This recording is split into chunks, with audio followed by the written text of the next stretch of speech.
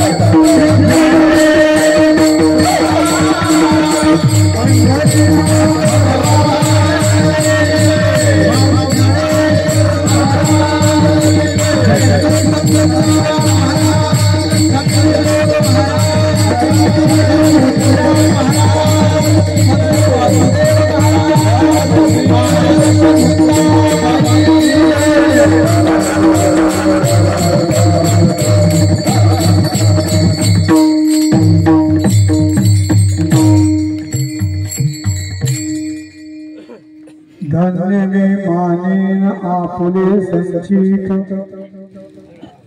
राहिली से प्रीत तुझे नामे धन्य झालो आता यासी संदेह नाही न पडे या बाई काती ब्रह्मरस करू भोजन पंगती संताचे संगती सर्व काळ धन्य झालो आता यासी संदेह नाही न पडे या बाई काळा हाती तुका म्हणे खाद खादलीची होय तुका म्हणे पोट झालेची न धाय खादलेची खाय आवडीने धन्य झालो आता यासी संदेह नाही न पडे या बाई काळा हाती विठाला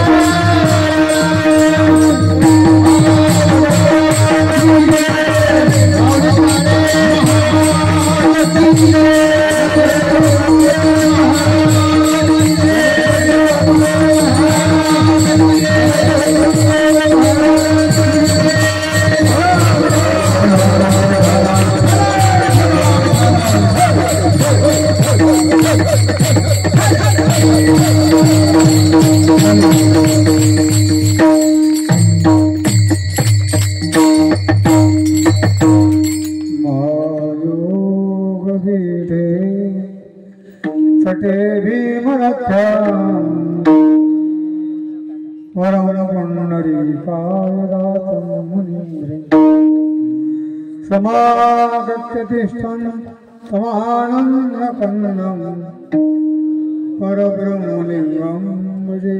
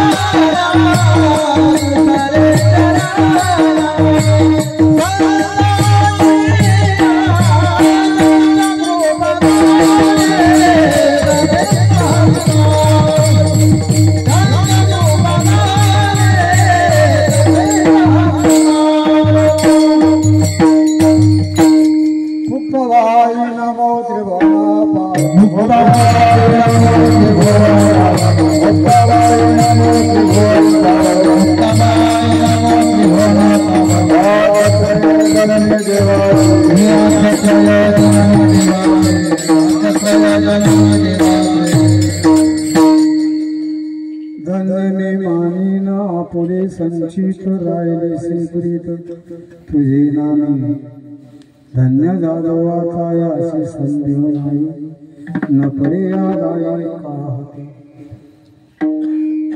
महान भागवत भक्त अनंत कृपामूर्ती वैराग्य सम्राट महाराष्ट्र भूषण जगत कल्याणाकरता अखंड देव जिजवणारे श्री संत श्रीमंत देहू निवासी जगद्गुरु तुकोबाराय यांचा हा 4 चरणाचा अत्यंत महत्वपूर्ण आपला पारमार्थिक जीवनातला स्वानुभव व्यक्त करता विठाला.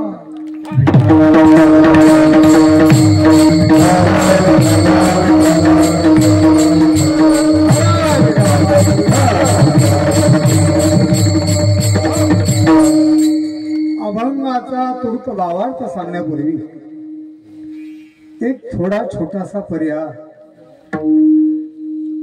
आपल्या या पुण्यवान तीर्थक्षेत्रामध्ये ब्रह्मलीन वसुदेव महाराज शिराढोणकर यांच्या द्वितीय पुण्य स्मरणार्थ आहे. त्या निमित्ताने अखंड हरिनाम सप्ताह आमचे हरिभक्त परायण परमस्नेही प्रभाकर महाराज यांच्या कुशल मार्गदर्शनातून ज्ञानेश्वरी पारायण सप्ताह मार्गदर्शक आमचे प्रभाकर महाराज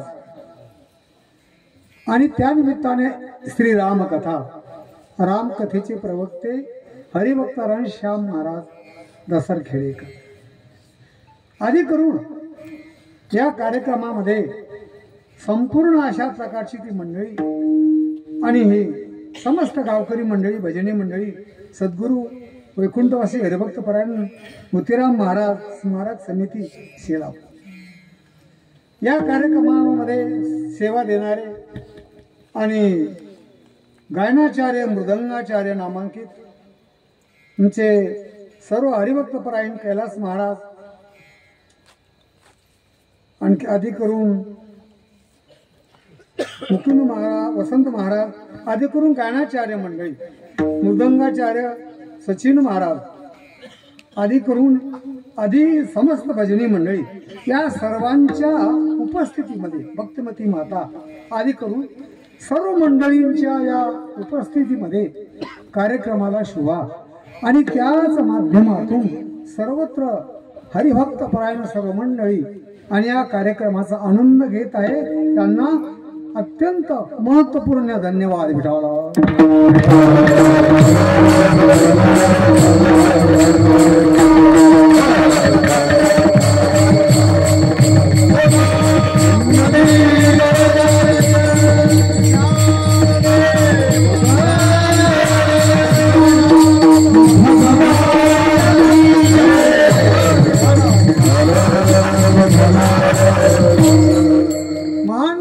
भक्त जगद्गुरु तुकाराम महाराजांचा हा एक सुंदर अशा प्रकारचा गोड अभंग.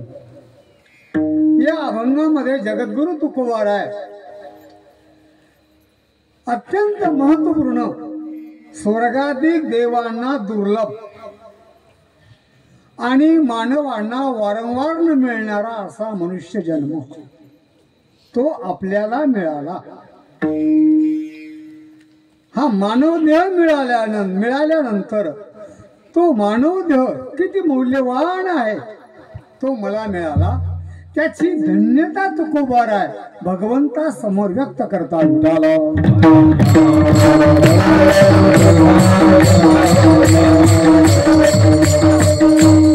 भगवंता समोर व्यक्त करता त्याचं कारण त्याचं उत्तर अर्धात आहे. राहिलीसी प्रीत तुझे नाम, तुझ्या नामाच्या ठिकाणी माझं प्रेम आहे, तुझ्या नामाच्या ठिकाणी माझी आवड आहे, तुझ्या नामाच्या ठिकाणी मी सन्मानपूर्वक नतमस्तक झालो म्हणून माझं जीवन हे धन्य आहे. तुकोबाराय धन्यता व्यक्त करतात, मनुष्य जन्माची धन्यता व्यक्त करतात.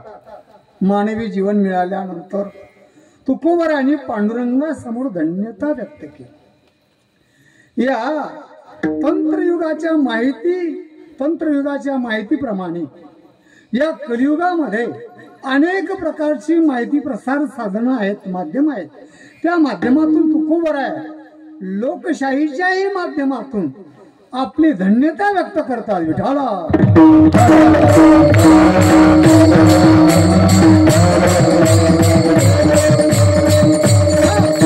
प्रत्येक व्यक्ती स्वतंत्र असल्यामुळे तो आपल्या स्वइच्छेने बोलू शकतो, तो आपलं मत मांडू शकतो. आम्ही धन्य आहे. पांडुरंगाशी बोलतात, पांडुरंगाशी संवाद करतात तुकोबार आहे. भगवान परमात्मा माझं जीवन धन्य झालं आणि मी धन्य आहे. कारण विनाकारण नाही. मानवी जीवन हे धन्य म्हणण्याचं कारण एकच आहे. संत महात्मे भगवंताशी संवाद करतात. संवाद शब्द वापरला मी. संवाद वेगळा आणि वाद वेगळा. भगवान श्रीकृष्ण आणि अर्जुन या दोघांमध्ये निर्माण झाला तो संवाद का वाद? बोला. दोघांमध्ये निर्माण झाला तो संवाद. दुर्योधन अर्थात कौरव आणि पांडव या दोघांमध्ये तो निर्माण झाला बोलण्यामध्ये तो वाद. वाद आणि संवाद. संवाद वेगळा, वाद वेगळा. संवादाच्या माध्यमातून ज्ञानाची देवाणघेवाण होते. संवादाच्या माध्यमातून एक संत सद्विचार ऐकायला मिळतात, विचाराची देवाणघेवाण होते. वादामध्ये काही सापडत नाही. वादामध्ये क्रोध निर्माण होतो आणि त्याचा अनिष्ट परिणाम समाजावर होतो. विठाला विठाला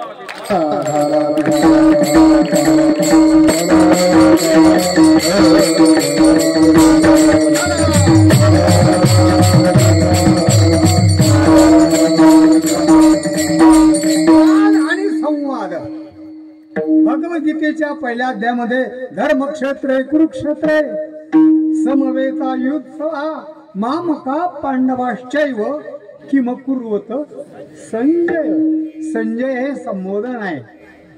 हे संजया, माझे आणि पांडूची मुलं धर्मभूमी कुरुक्षेत्रावर आतापर्यंत काय करते झाले, हा प्रश्न त्या ठिकाणी संवादात्मक त्या ठिकाणी धृतराष्ट्राने संजयाला विचारला.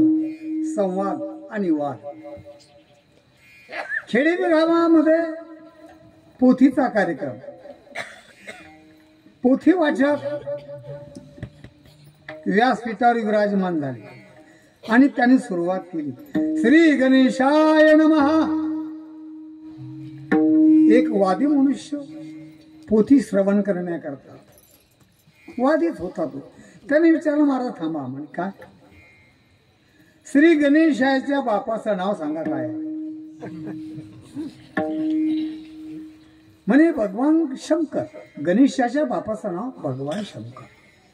आणि भगवान शंकराच्या बापाचं नाव महादेव तो बडा. आता महादेवाच्या बापाचं नाव काय?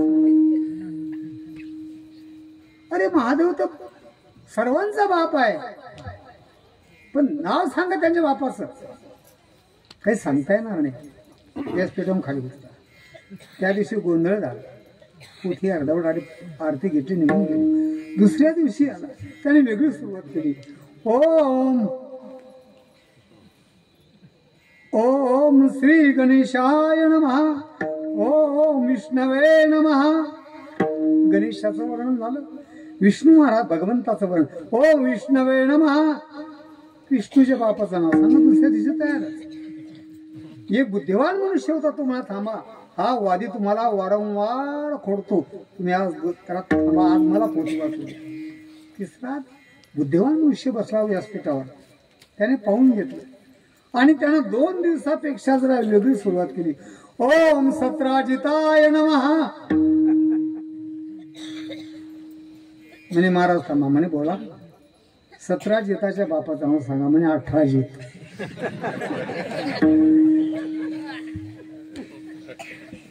म्हणे 18 जिताच्या बापाचं नाव. म्हणे 19 जित. म्हणे 19 जितच बापा. म्हणे 20 जित.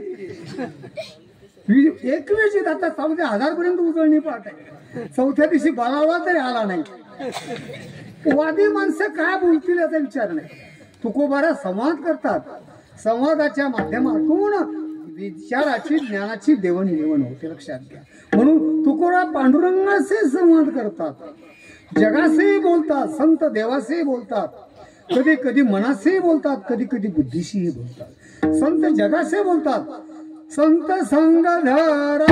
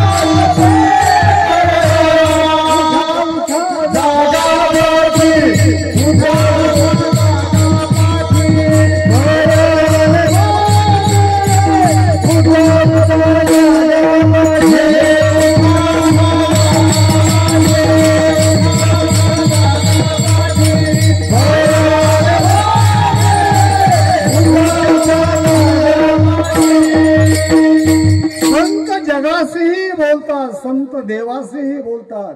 तुझे विन कोणा शरण जाऊ नारायणा. देवासेही बोलले संत. संत जगाशीही बोलतात. संत कधी कधी आपल्या मनाशी सुद्धा बोलतात. मना सज्जना भक्ती पंथेशी मनाशी बोलतात. कधी कधी संत आपल्या बुद्धी तत्वाशी संवाद करतात. रूप पाहता लोचनी सुख झाले हो साधनी.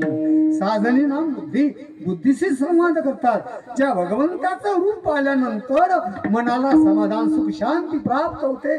संत बुद्धीशी बोलतात, संत मनाशी बोलतात, संत देवाशी बोलतात, संत जगाशीही बोलतात. तुकोबारा देवाशी संवाद करतात. देवा माझं त्या ठिकाणी प्रेम तुझ्या नामाच्या ठिकाणी जडलं म्हणून माझं जीवन धन्य आहे विठ्ठला.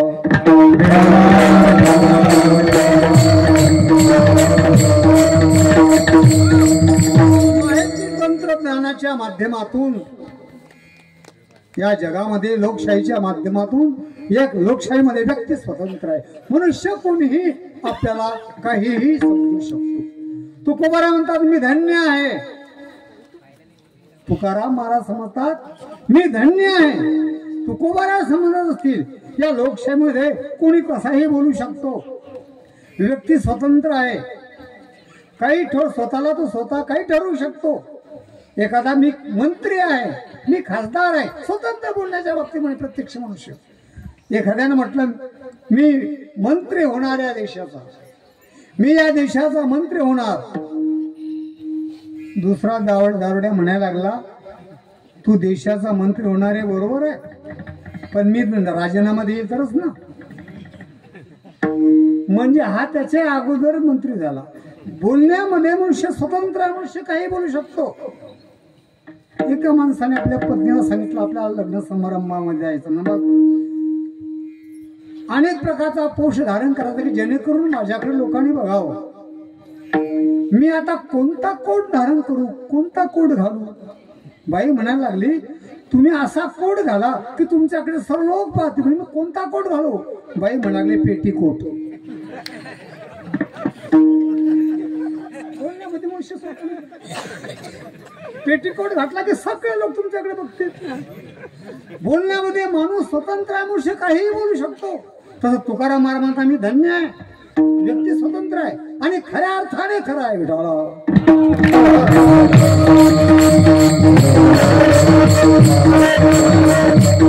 धन्यता व्यक्त करता आपल्याला मिळालेला मनुष्य जन्म तो देवाधिका नाही दुर्लभ आहे म्हणून तो मला मिळाला. मग मनुष्य जन्म मला मिळाल्यानंतर मी भगवंताच्या चरणी नतमस्तक होऊन अखंड भगवंताचं नामस्मरण करतो. ही माझी धन्यता आहे. तुकोबार आहे देवाला संवाद करतात, देवाशी आपलं मनोगत व्यक्त करतात.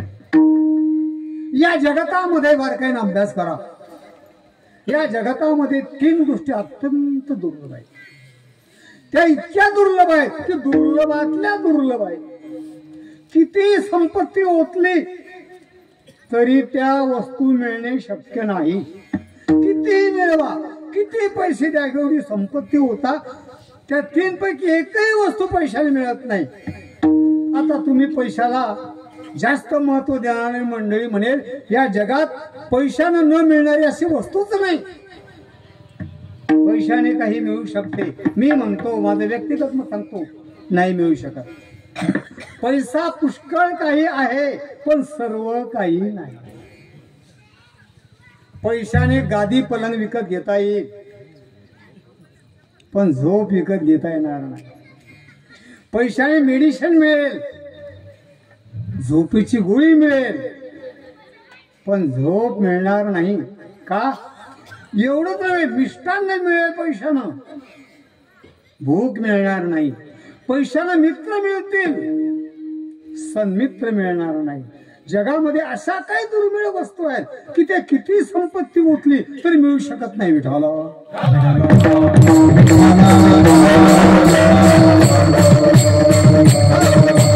शास्त्रकाराने त्या 3 गोष्टी सांगितल्या. दुर्लभम त्रैमे वैतत् देवानुग्रह हेतुकम मनुष्यत्वम मुमुक्षुत्वम महापुरुष संश्रय. पहिली जगाची पहिली गोष्ट दुर्लभ मनुष्य जन्म. मनुष्य देह हा मिळणं अत्यंत दुर्मिळ, अत्यंत दुर्मिळ. शास्त्रकाराने हजारो न्याय सांगितले, त्यापैकी आमच्या तुकोबाने एक न्याय सांगितले. अनेक न्याय, मुक्ती कांचन न्याय, बुद्धी शर्कर न्याय, अनेक न्याय आहे, पण एक न्याय तुकोबाने सांगितला. हा मनुष्य जन्म किती दुर्लभ आहे. पावला हा देह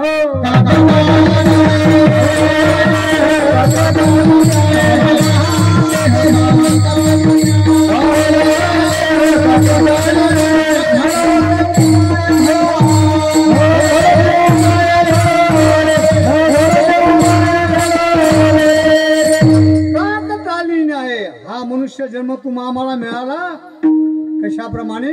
काक त्याली. काक म्हणजे कावळा, ताली म्हणजे टाळी. ताली या शब्दाचा दुसराही अर्थ आहे फांदी. म्हणजे फांदीवर कावळा बसायची आणि फांदी मोडायची, हा एक योग आहे. ताली म्हणजे टाळी. आंधळ्याच्या टाळीमध्ये जसा कावळा सापडावा तसा हा आपल्याला मनुष्य जन्म मिळाला. अत्यंत दुर्मिळ. किती दुर्मिळ, अत्यंत दुर्मिळ. मी एक न्याय सांगितला तुम्हाला, काकताली न्याय म्हणजे कावळा टाळीत सापडणं जशी दुर्मिळ गोष्ट आहे त्याप्रमाणे हा मनुष्य जन्म आपल्याला मिळाला ती अत्यंत दुर्लभ गोष्ट आहे. नरदेह दुर्लभ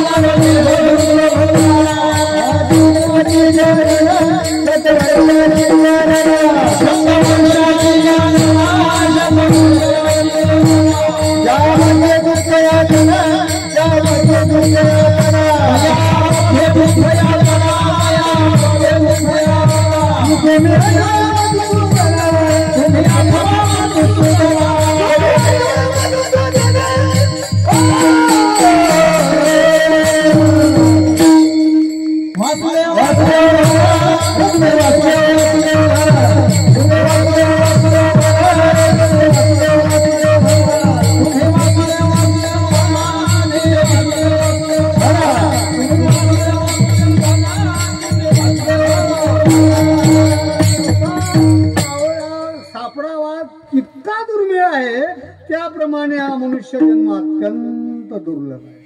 किती दुर्लभ. केवढी संपत्ती द्या, मेरुतुल्य पृथ्वी दिदल्या सुवर्ण न मिळे क्षण नरदेह. केवढी संपत्ती उठली, गेलेला क्षण मनुष्य जन्मातला मिळत नाही, तो आपल्याला मिळाला, अत्यंत महत्वपूर्ण मिळाला. काकत्याली न्याय. एका राजाला असा एक भयंकर रोग झाला की त्याच्या अंगाला सर्व जखमा पडल्या, त्या जखमीतून रक्तप्रवाह होऊ लागला. घाणेरडा पू वाहू लागला आणि राजाने अनेक डॉक्टरांकडे ट्रीटमेंट केली, त्याचा योग जमला नाही. शेवटी नाराज झाला. अनेक प्रकारचे वैद्य, हकीम, मोठमोठे वैद्याकडे गेला, पण त्याला गुण आला नाही. शेवटी काय करावं? एक विद्वान वैद्याची ख्याती त्याच्या कानावर गेली आणि प्रधानाकरवी त्याला बोलवण्यात आलं. त्याने सांगितलं, महाराज, तुमचा रोग केवढाही दुरापास्त असला तरी याला एक औषध आहे, पण औषध फार दुर्मिळ आहे. तुम्ही जर प्रयत्न केला तर ते मिळू शकेल, पण मी सांगतो हमका 100% तुमचा आजार दुरुस्त आहे, तुमचे शरीर पहिल्याप्रमाणे होईल. फार उपकार होते. सांगा, एका डोळ्याचा पक्षी तो जिवंत जाळून त्याची रक्षा करून माझ्याकडे एक वनस्पतीचं तेल आहे, ते त्यामध्ये मिश्रण करून संपूर्ण अंगाला चोळायचं. 8 दिवसात तुझं शरीर पहिल्याप्रमाणे होईल. एका डोळ्याचा पक्षी कोणता? एका डोळ्याचा पक्षी कावळा. एका डोळ्याचा पक्षी कावळा. भगवंताने अनेक आपल्या कुशल बुद्धिमत्तेने अनेक गोष्टी निर्माण केल्या, अनेक गोष्टी प्रदान केल्या, अनेक लोकांना अनेक वस्तूंना अनेक गोष्टी प्रदान केल्या. भगवंताने कोकिळेला कंठ दिला. काय दिला? कोकिळेला कंठ दिला म्हणजे कोकिळेला आवाज दिला. कोकिळेला आवाज दिला. मोराला सौंदर्य दिलं. मोराला सौंदर्य दिलं. बगळ्याला ध्यान दिलं. राजहंसाला पाण्याने दूध वेगळं करण्याची किमया दिली. आणि कावळ्याला एक डोळा दोन्हीकडे फिरवण्याची ही कला दिली. हे भगवंताने अनेक गोष्टी दिल्या. आणि माणसाला हा मनुष्य जन्म, पण हा मनुष्य जन्म दिला तरी सुद्धा माणूस परमार्थ करत. काय सांग? नारळाला डोळे आहेत, पा नारळाला डोळे आहेत, पण नारळ पाहू शकत नाही. कपाला कान आहे,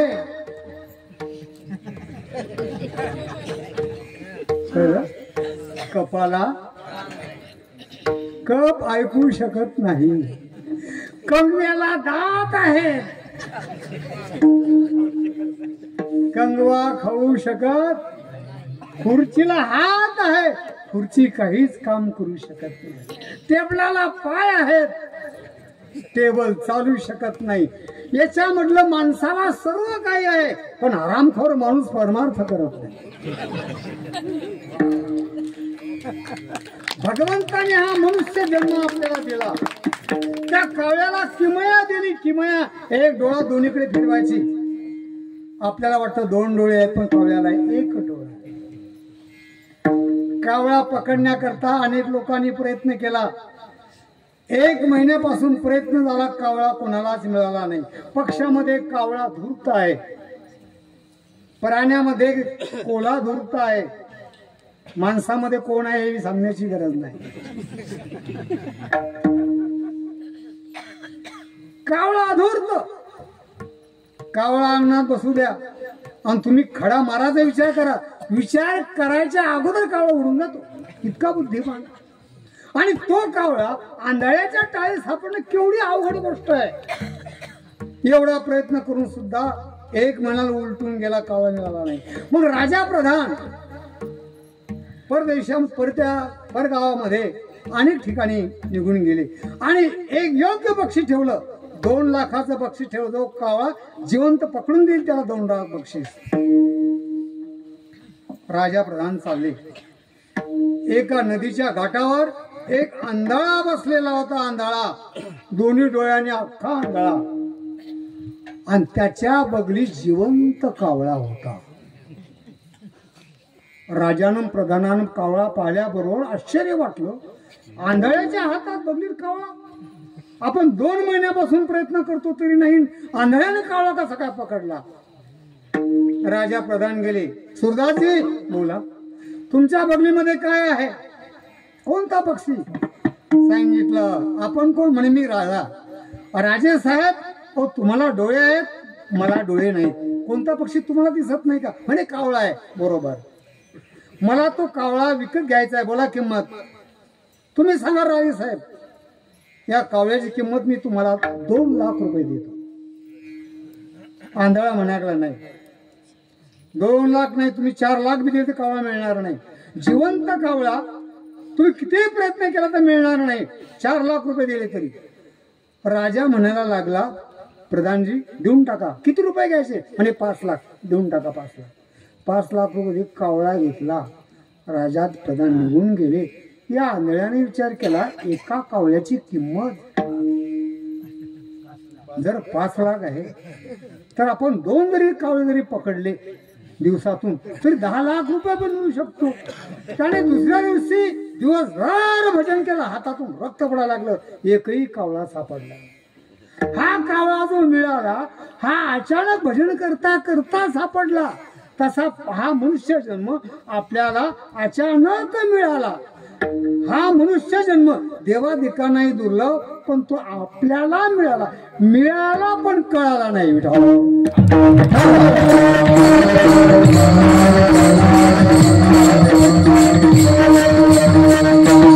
देहाचं महत्व संतांनी ठिकठिकाणी वर्णन केलं. मनुष्य जन्म अत्यंत दुर्लभ. वस्तूची प्राप्ती महत्वाची का तिची ओळख महत्वाची? देवाची प्राप्ती महत्वाची का देवाची ओळख? बोला. देवाची ओळख महत्वाची का प्राप्ती? बोलत जा. तुम्ही बोलले म्हणजे मग मी बोलेल. बोला. काहीच बोलत नाही. काय हरकत. देवाची प्राप्तीपेक्षा देवाची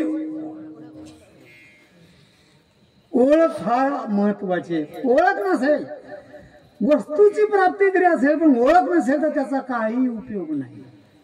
रस्त्याने रानामध्ये शेळ्या मेंढ्या चालणारा प्राणी, धनगर प्राणी, मनुष्य शेळ्या मेंढ्या चालत होता रानात. त्याला सुंदर चमकदार खडा सापडला. त्याने तो खडा त्याच्या एका मेंढीच्या गळ्यात बांधला. मेंढ्या चरायला लागल्या. धनगर शांत बसला झाडाखाली. त्या रस्त्याने एक रत्न पारखी चालला.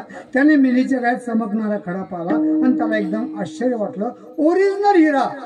आणि धनगराजने मेंढीच्या गळ्यात बांधला. आश्चर्य वाटलं. गेला त्या धनगर. राम राम. राम राम. बोला. मला त्या मेंढीच्या गळ्यातला जो चमकणारा खडा मला आवडला. जर आपण विकू शकाल तर मी तुम्हाला पैसे देऊ शकतो. काही हरकत नाही. सांगा. बोला किंमत तुम्ही. धनगर म्हणा खड्याची किंमत 20 रुपये. रत्नपारखी म्हणाला 10 रुपये दे.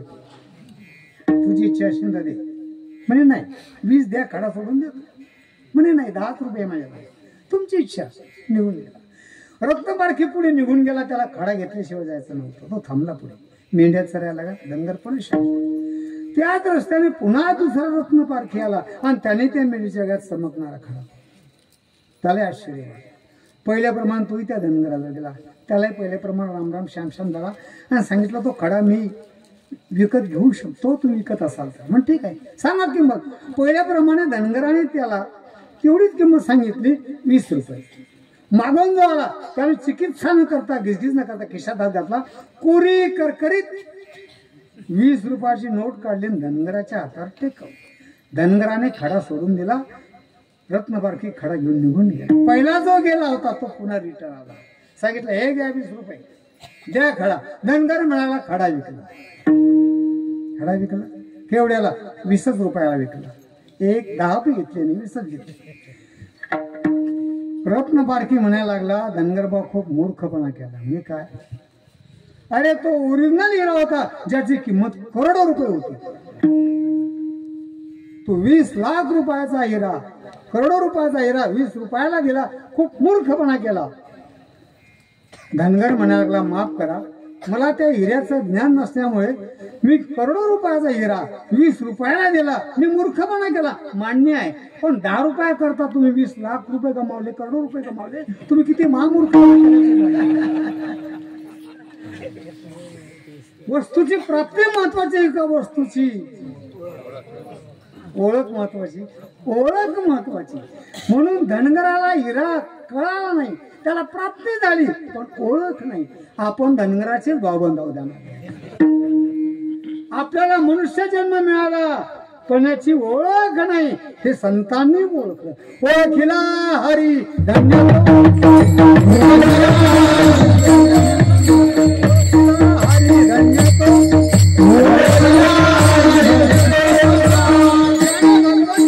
ओळखलो. ओळख भगवंताची महत्वाची आहे आणि तो मनुष्य जन्मामध्येच भगवंताची ओळख होऊ शकते. या नरदेहात भगवंताची ओळख होऊ शकते. हा नरदेह भगवंताने आपल्याला दिला आणि संत महात्मे एवढ्या करता समाजाला हे विचार सांगण्याकरताच येतात. आम्ही वैकुंठ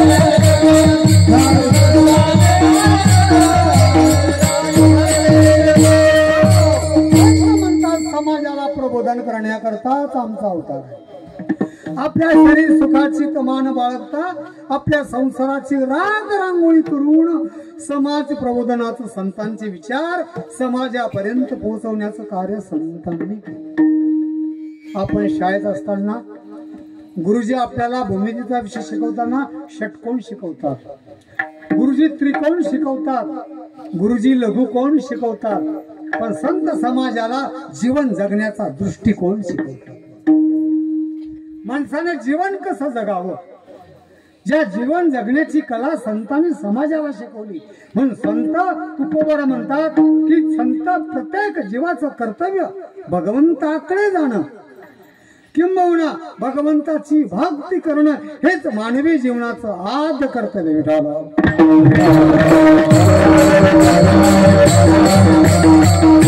माणसाच्या जीवनाची शोभा खऱ्या अर्थानं भक्ती आहे. भक्ती भगवंताची भक्ती करणं ही मानवी जीवनाच्या त्या ठिकाणी मानवाची नरद्याची एक शोभा आहे. आकाशाची शोभा इंद्रधनुष्य, आकाशाची शोभा इंद्रधनुष्य, ते इंद्रधनुष्याची शोभा सप्तरंग नाही, सप्तरंग इंद्रधनुष्याची शोभा सप्तरंग. तशी मानव जन्माची शोभा भक्ती ही माणसाची शोभा आहे. भक्ती ही मानव देहाची शोभा आहे. म्हणून जीवनामध्ये भक्ती असावी. भक्तिविन पशु कशासी वाढला सटविने नेला कैसा नाही. म्हणून तुम्हाला थोडक्यात एक तुमचा इंटरव्ह्यू घेतो. म्हणून प्रत्येक माणसाच्या जीवनामध्ये भक्ती असली पाहिजे का असली पाहिजे? बोला जरा बारकाईने विचार करा, थोडं बुद्धीच बरोबरताना. माणसाच्या जीवनात भक्ती असली पाहिजे का असली पाहिजे?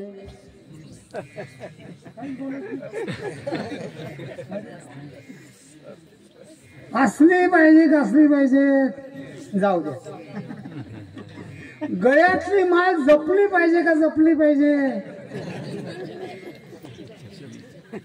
काहीच नाही सांगत. एकाच वाक्याचे दोन अर्थ होणे याला व्याकरणाच्या माध्यमातून श्लेष अलंकार म्हणतात. एका वाक्याचे दोन अर्थ ग्रामरच्या माध्यमातून याला श्लेष अलंकार म्हणतात. बसमध्ये आपण प्रवास करतो, तो शेंगदाणे विकणारा म्हणतो खारे शेंगदाणे. काय म्हणतो तो? खारे शेंगदाणे. दोन अर्थ आहेत, दोन अर्थ आहेत. खारे शेंगदाणे,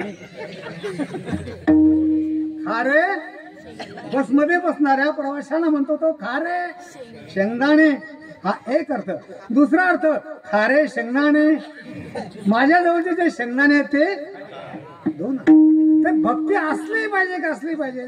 भक्ती असली पाहिजे आणि ती आपल्या जीवनात असलीच पाहिजे. म्हणून मानवी जीवन हे परमार्थ भक्ती करण्याकरताच आहे.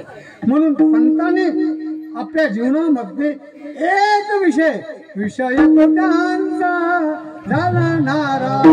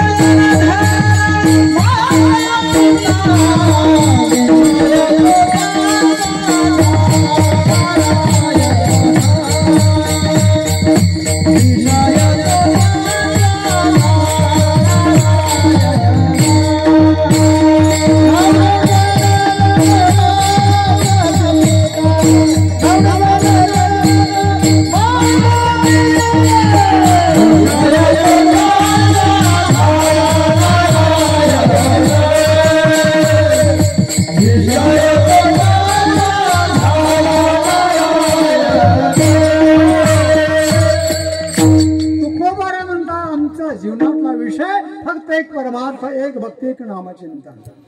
म्हणून आम्ही धन्य आहे, आमचं जीवन धन्य आहे. म्हणून पहिली जगातली दुर्मिळ वस्तू मी तुम्हाला सांगितली, मनुष्य देह. मनुष्य देह दुर्लभ, मानुष्य देह, मनुष्य जन्म दुर्लभ. दुसरी दुर्लभ वस्तू मिळाला आपल्याला मान्य आहे, पण मुमुक्षुत्व म्हणजे मुमुक्ष अवस्था, परमार्थाची आवड नाही, कीर्तन भजनाची आवड, संतांची सेवा करण्याची आवड मिळाला. पण सगळ्यांनाच परमार्थाची आवड आहे का? आपल्या गावाची लोकसंख्या किती आहे बा? किती लोक आहेत गावात? पण सर्वच कीर्तनाला येतात का? सप्ताह गावातच असतो. वाक्य पुन्हा नीट लक्षात घ्या. सप्ताह गावातच असतो, पण सप्ताहात गाव नसते. सर्वच आवडीचे लोक तिथे नाही. प्रत्येकाची आवड भिन्न भिन्न आहे, प्रत्येकाचे विचार वेगवेगळे आहेत. म्हणून परमार्थाची आवड अत्यंत दुर्मिळ. का दुर्मिळ? का जिथे अनंत जन्माचे सुकृत पदरी त्याचे मुखी हरी पैठा होय. ज्याच्या जीवनात पुण्य आहे त्यालाच या परमार्थाची आवड निर्माण होते. विठाल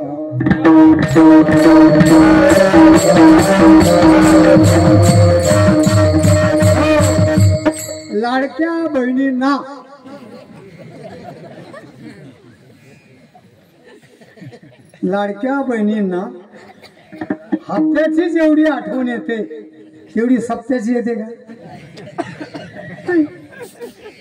परमार्थ जीवनामध्ये आवड निर्माण होणं ही सुद्धा फार पुण्याची गोष्ट आहे.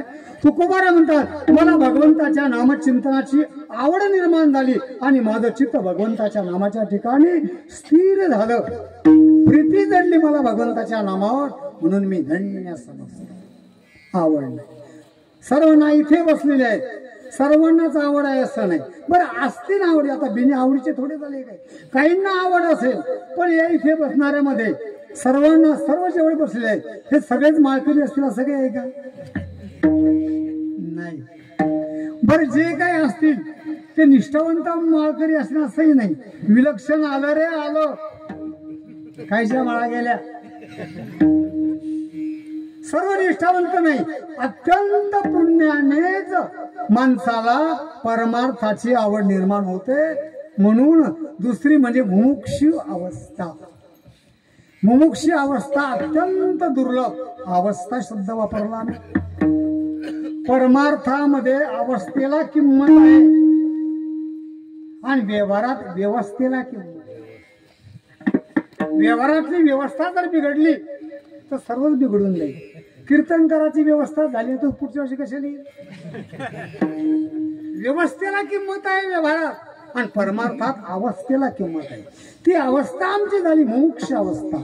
मुमुक्ष अवस्था माझ्या जीवनामध्ये भगवान मिळावा काही मी उद्धार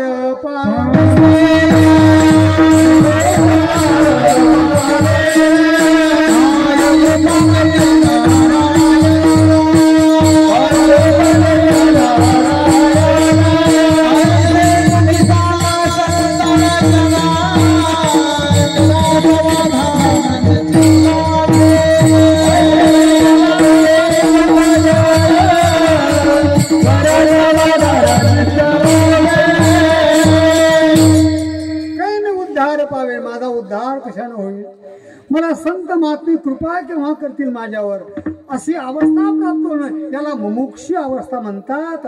आणि ही अवस्था फार अपूर्व पुण्याने माणसाला प्राप्त होती. ही अत्यंत दुर्मिळ गोष्ट अत्यंत. म्हणून जीवनामध्ये मुमुक्ष अवस्था दुर्मिळ. आणि तिसरी गोष्ट अत्यंत दुर्मिळ म्हणजे महापुरुष संशय. हा महापुरुष महापुरुष म्हणजे मोठा पुरुष शब्दशः अर्थ. पण मोठा पुरुष नाही म्हणजे मोठ्या माणसाचा सहवास नाही, संत महात्म्यांचा सहवास. साधूची संगती मिळणं, साधूचा सहवास मिळणं. सत्संगम परमप्राप्य दुस्तरांतरते चिरात तस्मादती प्रयत्नेन सत्संगम सततम कुरु. म्हणून साधूच्या संगतीमध्ये राहा. जैसा संग वैसा रंग. माणसाचं मन हे पांढऱ्या कपड्यासारखं आहे. पांढरा कपडा ज्या रंगात बुडवाल तसा रंग लागतो. तसा तुम्ही ज्या संगतीत राहाल तशी त्या ठिकाणी संस्कार लागतात. म्हणून संतांची संगत अत्यंत दुर्मिळ आहे. आणि ती संतांची संगत मिळणं किती अवघड आहे. बहु अवघड बहु अवघड.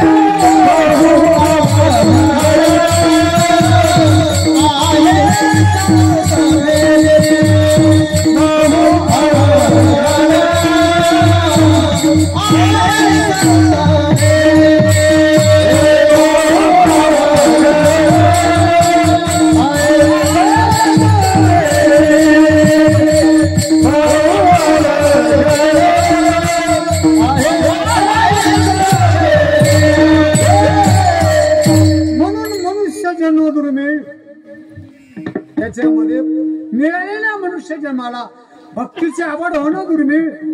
आणि त्याहीपेक्षा संताचा सहवास मिळणं त्याहीपेक्षा दुर्मिळ दुर्लभ. म्हणून तुकोबरा म्हणतात या तिन्ही गोष्टी माझ्या जीवनात प्राप्त झाल्या म्हणून माझं जीवन धन्य आहे. हे अभंगाच्या पहिल्या चरणात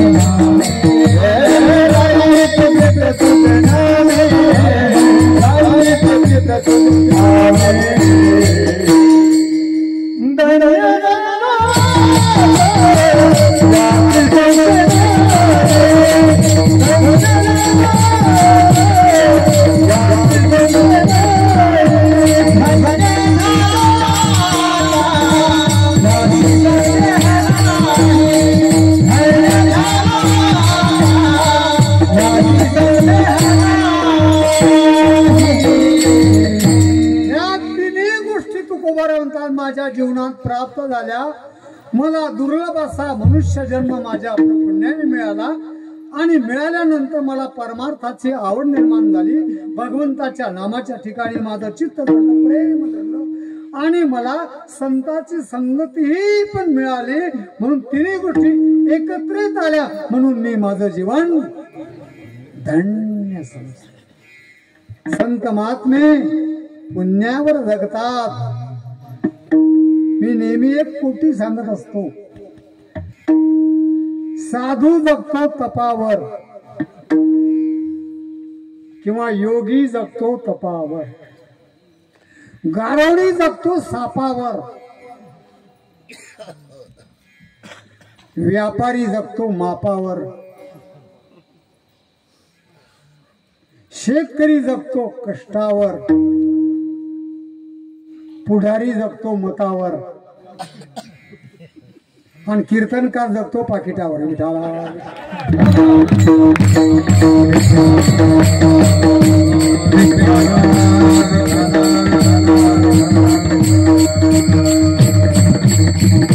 शेतकरी कष्टावर जगतो। शेतकऱ्यांचा कष्ट नाही केले बाबा, माल पिकवला नाही तर काय खातील, केवढा का पैसे नोटा खातील।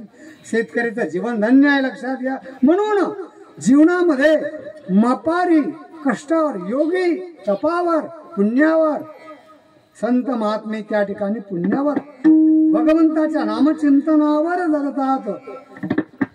पुढारी बोलून गेलो हे मतावर। थोडा विनोद सांगतो तुम्हाला थोडक्यात, त्याच्यामध्ये थोडीशी सूक्ष्म खोच आहे। राजा हरिचंद्र तारामती, हरिचंद्र तारामती आणि शरदचंद्र बारामती याच्यातला फरक सांगा।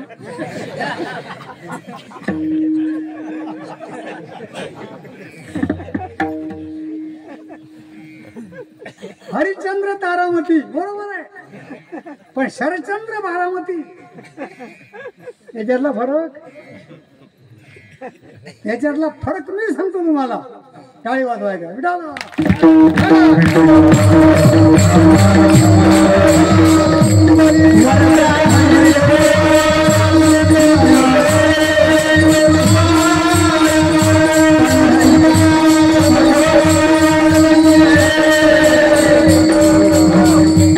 हरिचंद्र तारामती आणि शरदचंद्र बारामती, अंमलबजावणी आणि घोषणाबाजी याच्यात जो फरक आहे तोच फरक याच्यात नाही, लक्षात घ्या। अंमलबजावणी वेगळी आणि घोषणाबाजी वेगळी, लक्षात घ्या। म्हणून नुसतं पुढारी घोषणा करतात, नुसतं घोषणा, लक्षात घ्या। अंमलबजावणी महत्वाची। संतांनी स्वतः कार्य केलं, संतांनी अनुभूती व्यक्त केली। याच्यापेक्षा एक मी महत्वाची गोष्ट सांगतो वर्णन करता। एक महत्वपूर्ण गोष्ट माझ्या जीवनामध्ये किंवा एक मी विनोद म्हणून सांगत असतो, भूल दिल्याशिवाय ऑपरेशन करता येत नाही।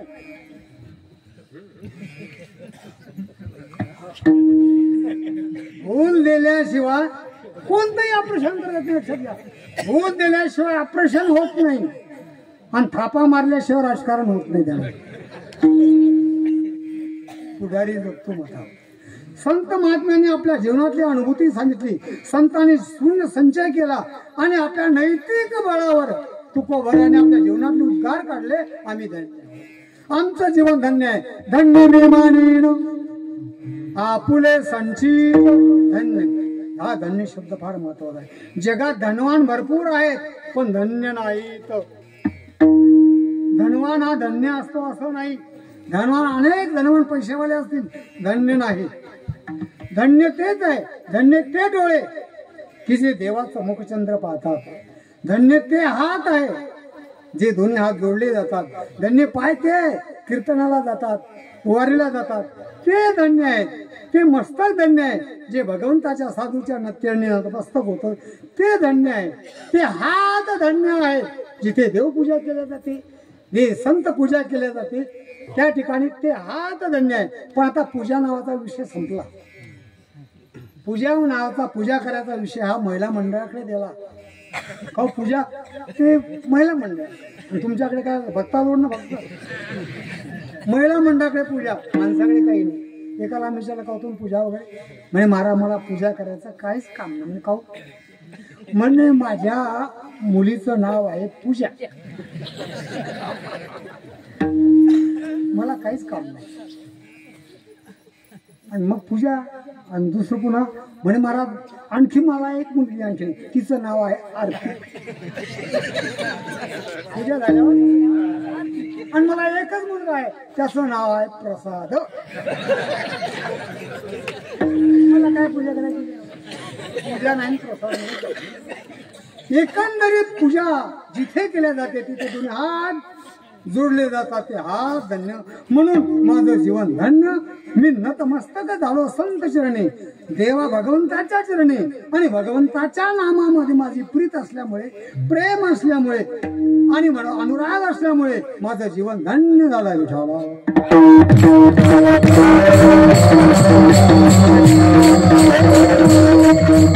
मी मानेन आपुळे संचित. संचित हे कर्म आहे. संचित हे कर्म आहे. संचित, प्रारब्ध आणि क्रियामान हे तीन प्रकारचं कर्म आहे.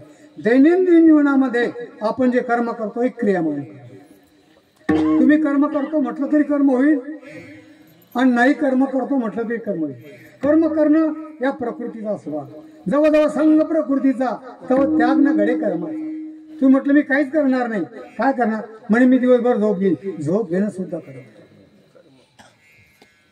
झोपेत घोरणं सुद्धा कर्म आहे. काय माणसं इतके घोरतात तर अर्ध्या गावाची झोपच मोडतात. त्या घोरण्यापैकी एका बाईनं आपल्या मालकाचीच फारकत दिली. Get out. तुम्ही जास्त घोरता, तुमच्या घोरण्यामुळे मला झोप लागत तिची फारकत. घोरणं सुद्धा कर्म आहे. काही चालणं कर्म आहे. हात वारे करणं कर्म आहे. डोळ्याने वगैरे घाप करणं कर्म आहे. की मन श्वासोश्वास घेणं सुद्धा. मनुष्य कर्म टाकू शकत नाही. कर्म करणं या मानवी प्रकृतीचा नैसर्गिक गुणधर्म आहे. लक्षात घ्या. म्हणून कर्म आपण जे कर्म करतो दैनंदिन जीवनात ते क्रियामान. आणि क्रियामान करता करता जो संच होतो ते आहे संचित. आणि ते भोगायला जो आपण काढतो त्याला म्हणतात प्रारब्ध. संचित कर्मातून प्रारब्धाचा जन्म होतो. केलेलं कर्म म्हणजे क्रियामान त्याचा भोग हा भोगावाच लागतो. तो भोग काय सांगू तुम्हाला, तो रामाच्या बापाला जर चुकला नाही तर आराम करायच्या बापाला चुकीन का? कर्माचा भोग कोणाला चुकत नाही. ऐसा कर्म करेगा ये यथा माम प्रपद्यन्ते तौ तथैव भजाम्यहम् मम वर्तमान वर्तन्ते मनुष्य पार्थ सर्वशा. जसा जो कर्म करतो तसं त्याला फल भोगावं लागतं.